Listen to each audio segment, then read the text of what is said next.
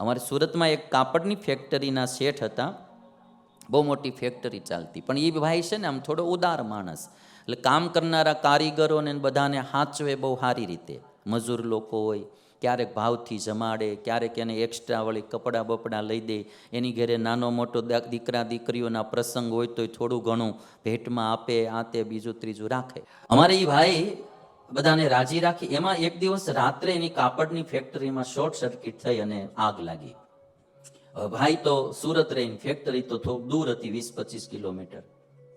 આગ લાગી, કારીગરો ત્યાં કારખાને સૂતા હોય ફેક્ટરીમાં, એને ખબર પડી અને બધાય કારીગરો એવા મમત્વથી કામ કરનારા હતા.